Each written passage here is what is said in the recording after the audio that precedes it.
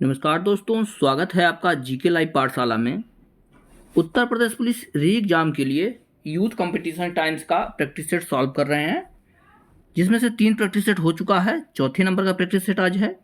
तो प्लीज़ आप लोग वीडियो को लाइक कीजिएगा, चैनल को सब्सक्राइब कीजिएगा। चलिए शुरुआत करते हैं पहले क्वेश्चन से। क्वेश्चन दिया गया है, वर्ण और उच्चारण के स्थान की दृष्टि से निम्नलिखित में से अंतस्थ युग्म कौन सा है? माफ कीजिएगा, असंगत युग्म कौन सा है? जवाब हो जाएगा सो का उच्चारण जो है ओष्ठ से नहीं होता है। ध्यान रखिएगा, ऑप्शन यहां से आपका डी सही होगा। अगला प्रश्न, निम्नलिखित विराम चिन्ह में से कौन सा विराम चिन्ह है? ठीक है ना, कौन सा क्या है? विवरण चिन्ह है। जवाब बन जाएगा आपका ऑप्शन ए, विवरण चिन्ह, यानी उसके बारे में डिटेल जो है इस तरह से निशान लिख के आगे लिखा जाता है।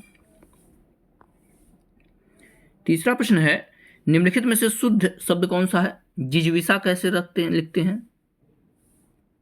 जवाब हो जाएगा ऑप्शन टी, जिजीविषा होता है। इस तरह से जिजीविषा लिखते हैं और यह वाक्य शुद्धिकरण में और वाक्यांश के लिए एक शब्द में दोनों में प्रश्न पूछा जाता है।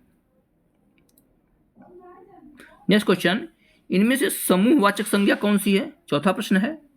जवाब है ऑप्शन डी, सेना जो है यह समूहवाचक संज्ञा है। क्लास हो गया यानी कक्षा हो गई, सेना हो गया, ये सब जो है समूहवाचक संज्ञा में आते हैं। हिमालय जो है व्यक्तिवाचक संज्ञा के अंतर्गत आ जाएगा। राम भी जो है व्यक्तिवाचक संज्ञा के अंतर्गत आ जाएगा। अनाज जो है जातिवाचक संज्ञा से आ जाएगा। तो इस तरह से आप लोग क्लियर कीजिएगा। पांचवा प्रश्न है, निम्नलिखित में से कौन निजवाचक सर्वनाम नहीं है? जवाब हो जाएगा आपका ऑप्शन नंबर बी, हम जो है निजवाचक सर्वनाम के अंतर्गत नहीं आता है।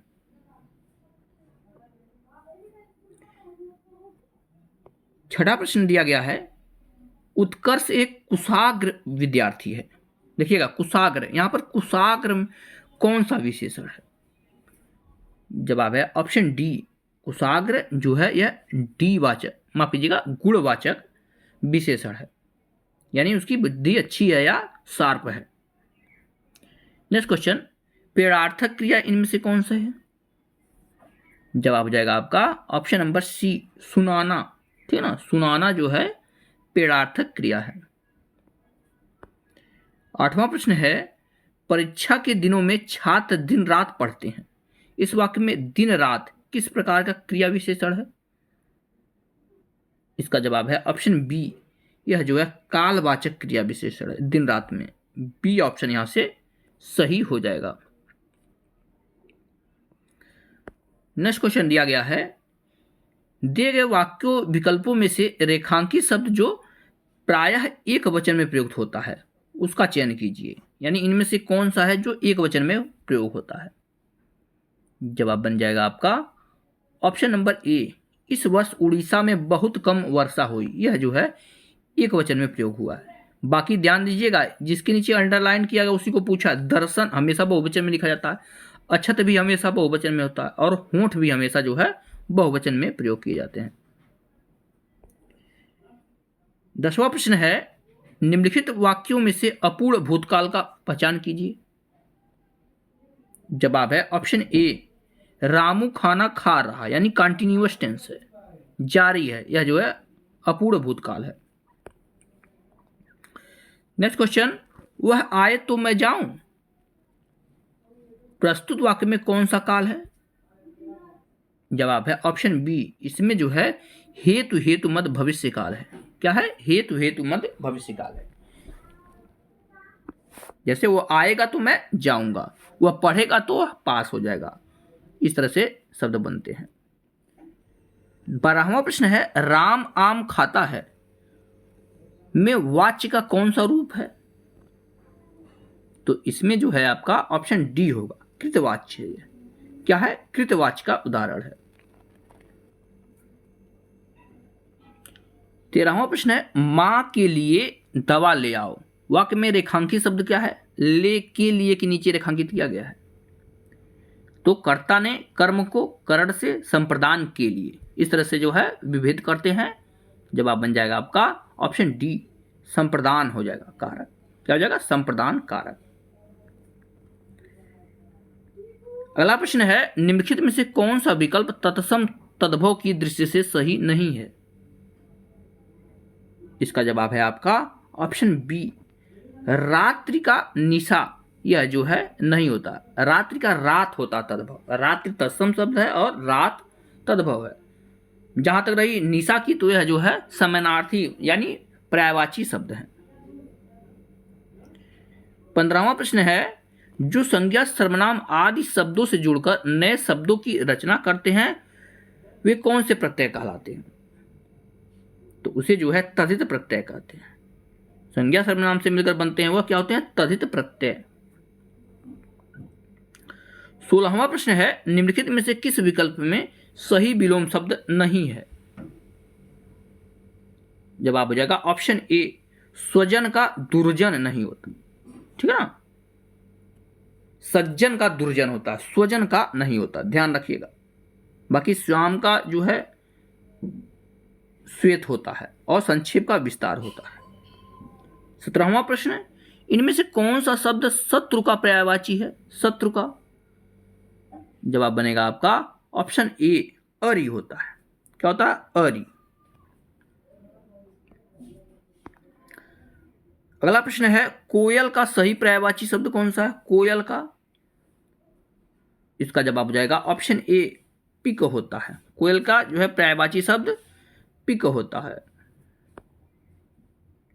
19वें प्रश्न की तरफ बढ़ते हैं। दिया गया है, इनमें से कौन सा शब्द खग शब्द का अर्थ नहीं है? खग का जवाब बनेगा आपका ऑप्शन सी, मृदुल होता है। अर्थ नहीं, जो है मृदुल खग का अर्थ नहीं होता है। बाकी द्विज भी होता है, पक्षी भी होता है, पखेरु भी होता है, चिड़िया भी होती है, ये सब खग का पर्यायवाची होते हैं। 20वें प्रश्न में दिया गया है, अज्ञेय शब्द के लिए एक वाक्यांश क्या होगा? अज्ञेय जवाब है ऑप्शन बी, जिसे जाना न जा सके उसे क्या बोलते हैं? अज्ञेय।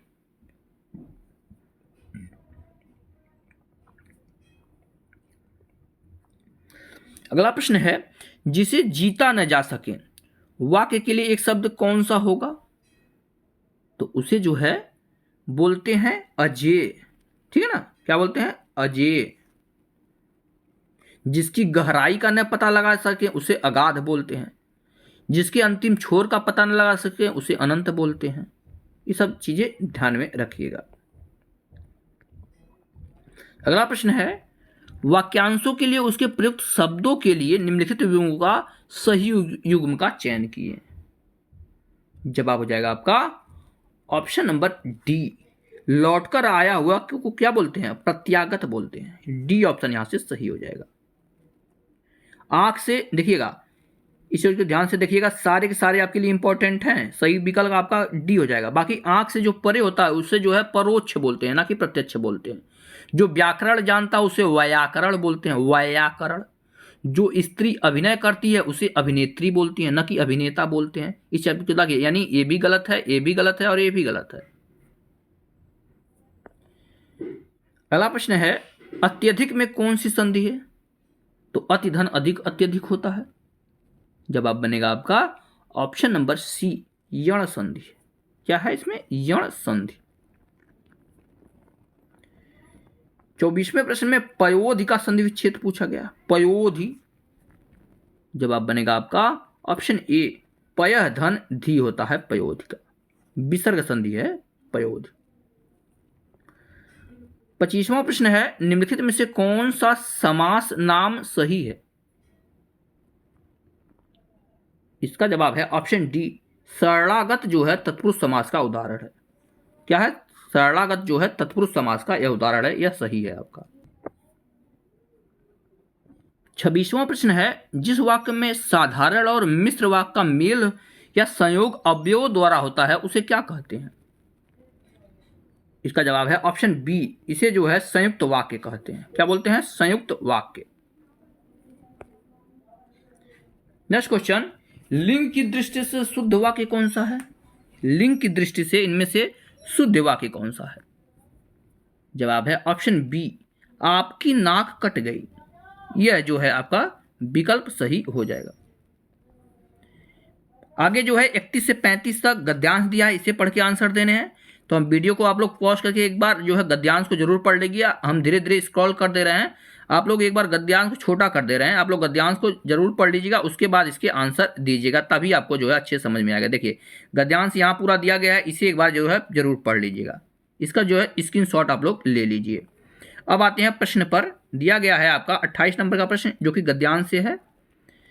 कायर मन कर एक अधारा, दैव देव आलसी पुकारा। गद्यांश में कायर किसको माना गया है? तो समझ लीजिए, इसको बिना पढ़े ही आप लोग गद्यांश आंसर दे सकते हैं। जवाब है ऑप्शन ए, जो अपेक्षित परिश्रम से डरकर भाग्य का आश्रय लेता है उसे जो है कायर बोलते हैं, यानी जो बिना परिश्रम के जो है फल पाना चाहता है।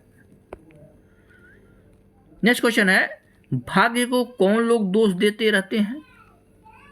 जवाब है आपका ऑप्शन ए, जो प्रयत्न के अभाव में फल न मिल पाने के कारण बचाव का बहाना खोजते हैं, यानी परिश्रम नहीं किए और जो है फेल हो गए तो उनको जो है कहते हैं कि जो है फल नहीं मिला, भाग्य हमारा या किस्मत हमारी अच्छी नहीं थी।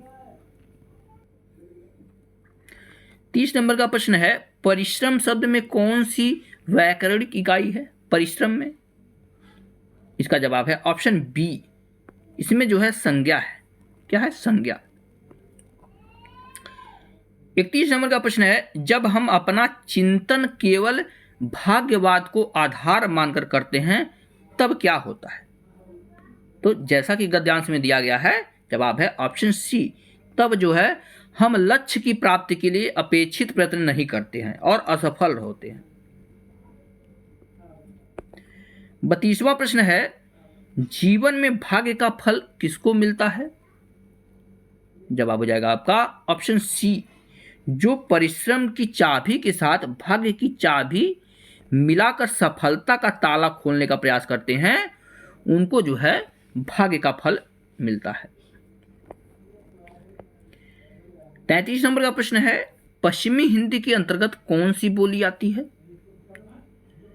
जवाब बनेगा आपका ऑप्शन ए, कन्नौजी जो है पश्चिमी हिंदी के अंतर्गत आती है। अगला प्रश्न है, मिलजुल मन किसकी रचना है? मिलजुल मन, इसका जवाब है ऑप्शन बी, यह जो है मृदुला गर्ग जी की रचना है। विकल्प यहां से बी सही होगा।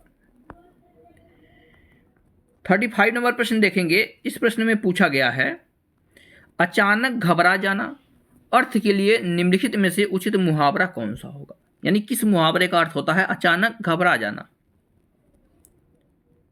जवाब हो जाएगा ऑप्शन बी, हाथों के तोते उड़ाना। हाथों के तोते उड़ना इसका अर्थ होता है। अगला प्रश्न है, फूले कांस सकल मही छाई। ध्यान रखिएगा, फूले कास सकल मन मही छाई, जनु वर्षा ऋतु प्रत बुढ़ाई। इस विपत्ति में कौन सा अलंकार है? जवाब है आपका ऑप्शन नंबर यहां से सी, इसमें जो है उत्प्रेक्षा अलंकार है। क्यों? क्योंकि देखिए, जनु, जहां पर भी जनु, मनु, जानो, मानु ये सब शब्द आ जाते हैं, वहां पर जो है उत्प्रेक्षा अलंकार होता है। जनु, जानो, मनु, मानो ये सब शब्द जहां आते हैं वहां पर उत्प्रेक्षा अलंकार होता है। अगला प्रश्न है, शांत रस का अस्थाई भाव क्या होता है? सिंपल सा क्वेश्चन है, जवाब यहां से बनेगा आपका ऑप्शन नंबर ए, निर्वेद होता है। क्या होता है?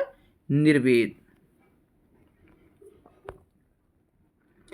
38 नंबर के प्रश्न में दिया है, हास्य रस का स्थायी भाव क्या होता है? ये भी सिंपल सा क्वेश्चन है। जवाब बनेगा आपका ऑप्शन नंबर यहां से डी, हास होता है। ठीक है ना? क्या होता है? हास होता है। आते हैं हम लोग जो है सामान्य अध्ययन के पोर्शन पर। इसमें दिया गया है, निम्नलिखित में से कौन सा जिंक का एक अयस्क है? जिंक का, इसका जवाब है आपका ऑप्शन नंबर यहां से ए, स्फेलेराइड होता है। ऑप्शन यहां से आपका ए सही होगा।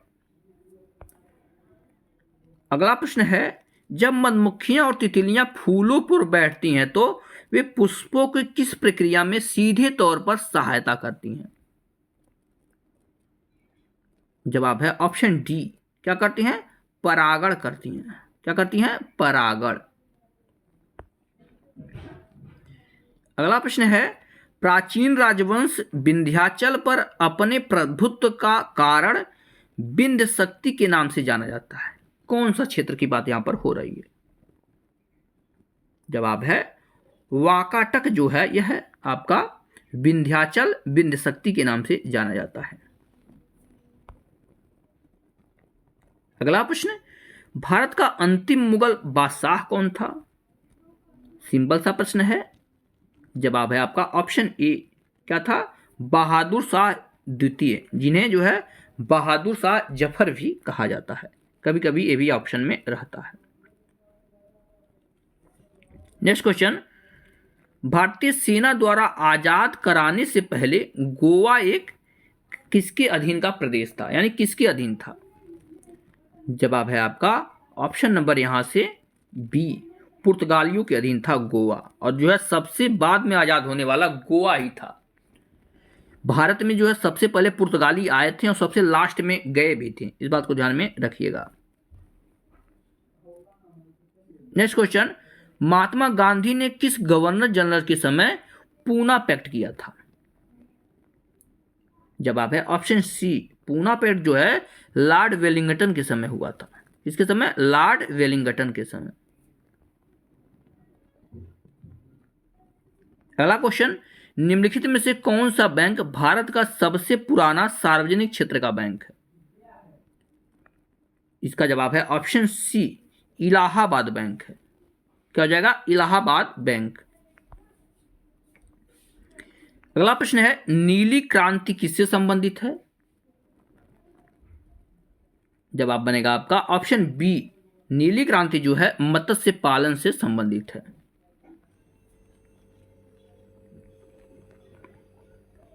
अगला प्रश्न है, विश्व की पहली electronic car Tesla model sedan के संस्थापक कौन है? इसका जवाब बनेगा आपका ऑप्शन नंबर सी।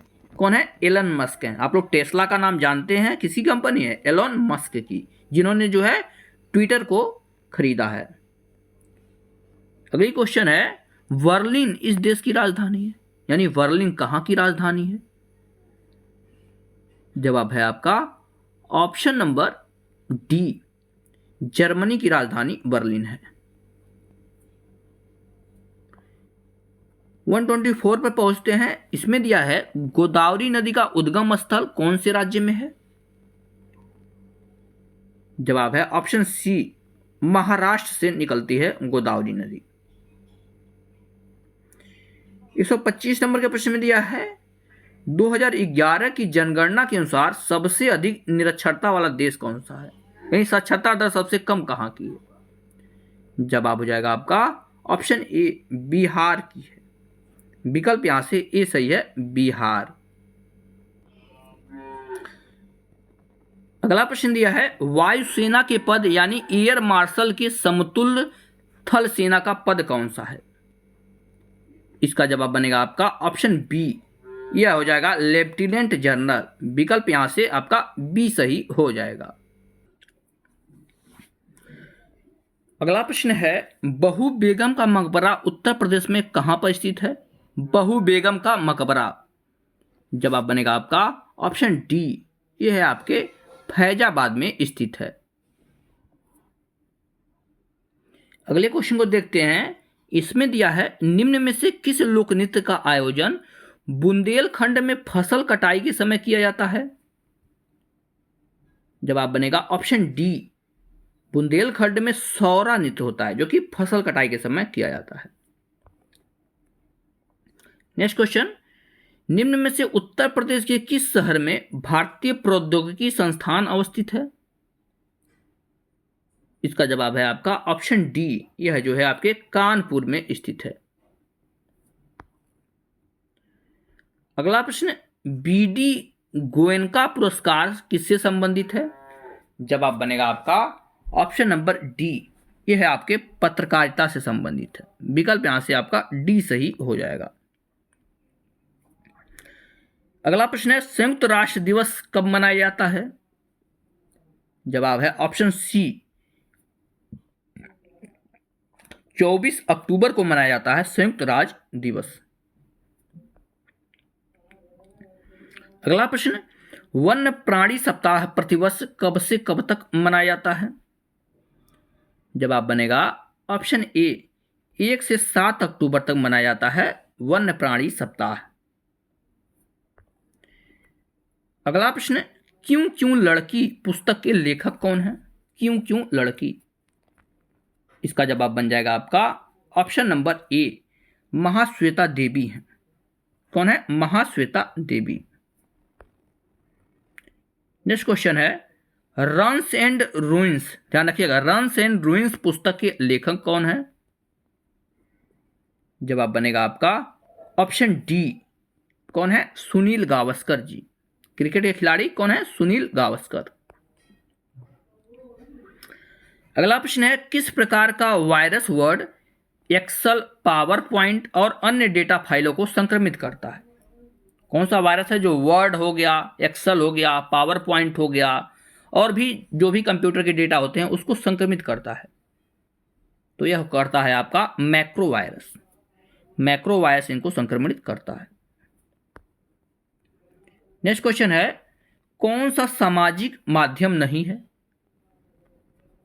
इसका जवाब बन जाएगा आपका ऑप्शन डी, टेलीविजन जो है एक सामाजिक माध्यम नहीं है, यानी जिससे जो है बात नहीं कर सकते। एक पक्षी है, मतलब हम उनका सुन सकते हैं, अपना जवाब नहीं दे सकते हैं। बाकी ट्विटर पर हम दे सकते हैं, व्हाट्सएप पे भी देख सकते हैं, फेसबुक पर भी सामने से बात हो सकती है। अगला प्रश्न है, भारतीय संविधान का कौन सा अनुच्छेद 22 निम्नलिखित में से किससे संबंधित है?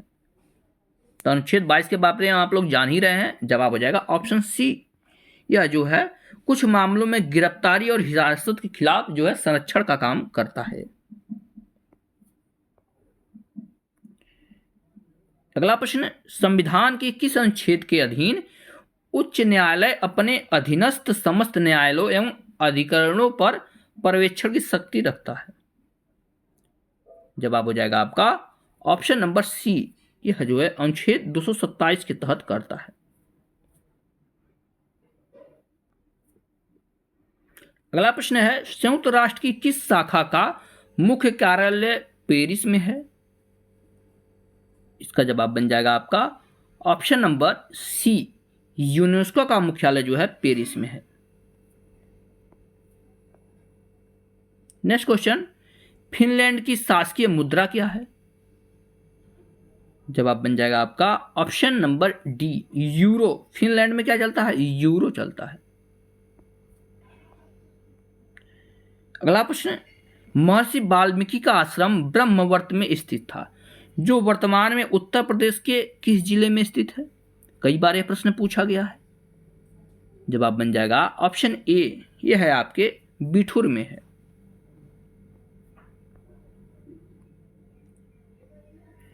अगला प्रश्न है, हाल ही में आयोजित IISSF म्यूनिख विश्व कप 2024 में सर्वजोत सिंह ने कौन सा पदक जीता है? तो इन्होंने जो है स्वर्ण पदक जीता है। विकल्प यहां से ए सही होगा। अगला प्रश्न है, हाल ही में जारी ग्लोबल जेंडर गैप इंडेक्स में भारत किस स्थान पर है? जवाब है आपका ऑप्शन डी, भारत जो है 129वें स्थान पर है। नेक्स्ट क्वेश्चन, IPL 2024 का खिताब कोलकाता नाइट राइडर्स ने किस टीम को हराकर जीता है? जवाब है ऑप्शन डी, यह जो है सनराइजर हैदराबाद को हराकर जीता है। नेक्स्ट क्वेश्चन, मार्च 2024 में चमोली देवी जैन पुरस्कार 2024 किसे प्रदान किया गया? जवाब है ऑप्शन बी, यह दिया गया ग्रीष्मा ठाकुर को, माफ कीजिएगा ग्रीष्मा कुठार को। अगला प्रश्न है, हाल ही में जारी QS वर्ल्ड यूनिवर्सिटी रैंकिंग 2025 में कौन सा इंस्टीट्यूट शीर्ष पे है? जवाब हो जाएगा आपका ऑप्शन नंबर ए, यह जो है आपका Massachusetts institute of technology number 1 पे है। अगला प्रश्न है, संबंधित राज्यों में मनाए जाने वाले सांस्कृतिक उत्सवों में के दिए गए क्रम के अनुसार राज्यों का सही क्रम चयन कीजिए। पहला दिया गया हम्पी नृत्य उत्सव, दूसरा है मामल्लापुर नृत्य उत्सव, तीसरा है निशागंधी महोत्सव, चौथा है ताज महोत्सव। तो इसे क्रम से अगर लगाएंगे, कौन देखिए महोत्सव और राज्य से जोड़ेंगे तो जवाब आपका हो जाएगा आपका ऑप्शन बी। ऑप्शन यहां से आपका बी सही हो जाएगा। 148 नंबर क्वेश्चन है, यहूदियों के कौन से पर्व को रोशनी का पर्व कहा जाता है? जवाब है ऑप्शन डी, हनुका को जो है रोशनी का पर्व कहा जाता है। नेक्स्ट क्वेश्चन है, सोलांग उत्सव किस राज्य में मनाया जाता है? इसका जवाब है ऑप्शन ए, यह है आपके अरुणाचल प्रदेश में मनाया जाता है। नेक्स्ट क्वेश्चन है, नुआखाई मुख्य रूप से भारत के किस राज्य के लोगों द्वारा मनाए जाने वाला कृषि या फसल कटाई का त्योहार है? क्या नुआखाई? इसका जवाब है ऑप्शन बी, यह ओडिशा राज्य से संबंधित है। इस तरह से हमने जो है प्रैक्टिस सेट नंबर 4 को पूरा कर लिया है। अगर वीडियो आपको पसंद आई हो तो आप लोग लाइक जरूर करिए और चैनल को सब्सक्राइब कीजिए। मिलते हैं नेक्स्ट लेक्चर में, तब तक के लिए धन्यवाद।